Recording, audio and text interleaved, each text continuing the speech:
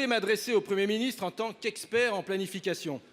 Vos prédécesseurs parlaient sans cesse de réindustrialisation, mais l'urgence aujourd'hui est surtout d'arrêter l'hémorragie industrielle. Ce secteur de millions d'emplois et de souveraineté dans des domaines stratégiques a plus que jamais besoin d'un plan. Pendant que le CAC 40 reverse 100 milliards à ses actionnaires, les plans de licenciement s'accumulent dans toute la France, y compris dans des entreprises rentables. Michelin, les Fonderies de Bretagne, General Electric, ArcelorMittal, Photowatt. Au total, la CGT a recensé 300 plans en cours pour un total de 300 000 emplois menacés. Alors que le chômage a augmenté de 3,9 % au dernier trimestre, une hausse inédite en 10 ans, votre doctrine reste inflexible, poursuivre le libre-échange et la politique de l'offre, c'est-à-dire distribuer des milliards sans aucune stratégie ou contrepartie. En Isère, la situation de Vancorex est un cas d'école des effets dominos dans la filière chimique d'une ampleur sans précédent. Sa fermeture annoncée sert de prétexte aux industriels de la filière dans une visée de profit à court terme pour licencier et délocaliser. Déjà un plan de licenciement chez Arkema. À terme, plus de 6 000 emplois risquent d'être sacrifiés. Sans engagement volontariste de l'État, c'est notre souveraineté en matière nucléaire, d'aérospatiale et de défense que nous abandonnons. L'État peut et doit agir depuis des mois. Les salariés et les élus locaux, de manière transpartisane, réclament une nationalisation temporaire pour relancer l'activité. Une nationalisation chiffrée à 200 millions d'euros. En comparaison, l'utilisation de sels importés implique des essais de validation de missiles nucléaires dépassant le milliard d'euros. Et je ne parle pas de la dépollution des sites industriels et des risques environnementaux dans le transport de matières dangereuses. Alors, monsieur le ministre, ne pas agir, c'est faillir. Avec la nationalisation, vous avez entre les mains un outil unique de planification. 3 questions simples au Premier ministre. Va-t-il reprendre la main sur ce dossier? Va-t-il venir sur le site? Allez-vous nationaliser Vancorex? Merci.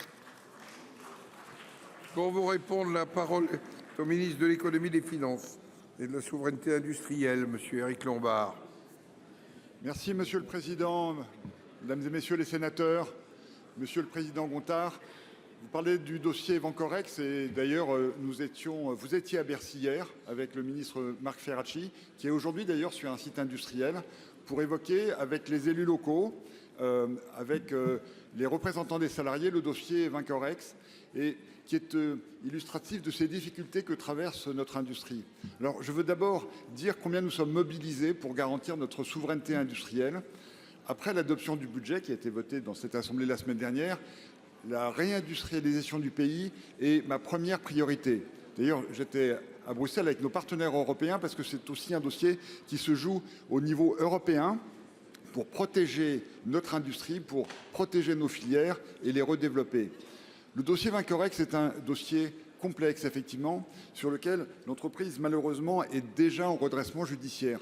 Mais nous travaillons avec toute la filière d'abord pour maintenir l'activité dont certains éléments sont stratégiques, notamment pour la filière nucléaire, pour les sociétés de la région et du bassin du Rhône, pour protéger les salariés à qui nous allons proposer individuellement des accompagnements afin que chacune et chacun retrouve une solution et afin de maintenir la filière en fonctionnement.